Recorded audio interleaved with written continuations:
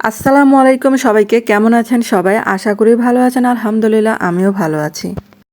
আজকে আমার মেয়েরা নিজে নিজে ফ্রেঞ্চ ফ্রাই করতেছিল।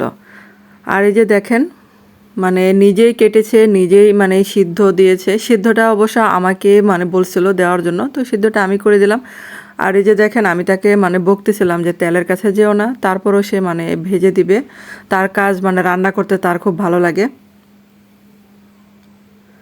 আর এই যে বেশি নাড়াচড়া করতে করতে দেখেন ফ্রেঞ্চ ফ্রাই মানে ভেঙে চুরে চুরমার হয়ে গেছে।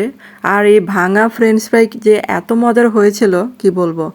আর এদিক দিয়ে আমার মা আবার এই যে শুটকি ভর্তা করবে, তার জন্য এই যে চান্দা মাছের এগুলো আবার নিজের হাতে করা শুটকি, আমার মায়ের মানে একদম পরিষ্কার করে ধোয়া।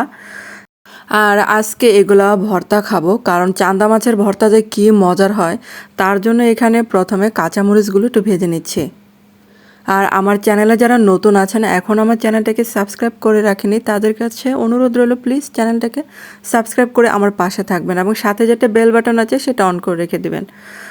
তাহলে আমার প্রতিদিনের রান্নার ভিডিও নোটিফিকেশন চলে যাবে আপনাদের কাছে।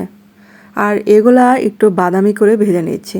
আর এই শুটকি ভর্তার রেসিপিটা আমি আমার মার কাছ থেকে শিখেছি এবং মাকে দিয়েই মানে করাবো, কারণ মার হাতের ভর্তা অনেক মজার হয়। সেমভাবে করি নাই, আর আমি কিন্তু ভেজে দিচ্ছি এগুলা। আর চান্দা মাছগুলা একদম মানে মচমচে করে ভেজে নেব। আর এটা কিন্তু কোনো তেল লাগবে না, তেল ছাড়াই টেলে নেওয়া আর কি।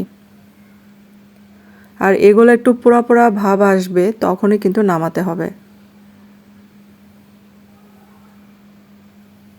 আর এই যে এই ভর্তাটা মাই মানে সবচেয়ে ভালো পারে, তার জন্য মাকে দিলাম একটু করার জন্য, বাটার জন্য।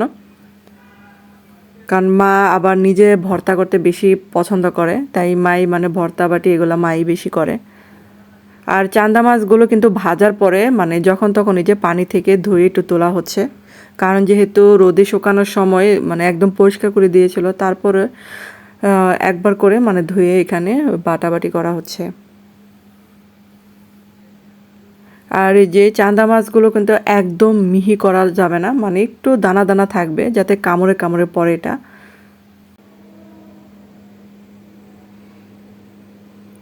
আর চান্দা মাছের এই ভর্তাটা এরকম করলে কিন্তু বেশি ভালো লাগে। আর এখানে দেখতে পাচ্ছেন যে মানে কাঁচামরিচ আর এই যে পেঁয়াজ রসুন এগুলা কিন্তু কোনো মিহি করা হবে না, এগুলা মানে একবার করে অল্প করে বাটা হবে, যাতে এগুলো একটু কামড়ে কামড়ে পড়ে। মানে আমাদের বেশিরভাগই ভর্তাগুলো কিন্তু একদম মিহি করা হয় না, এই যেরকম মানে থাকবে।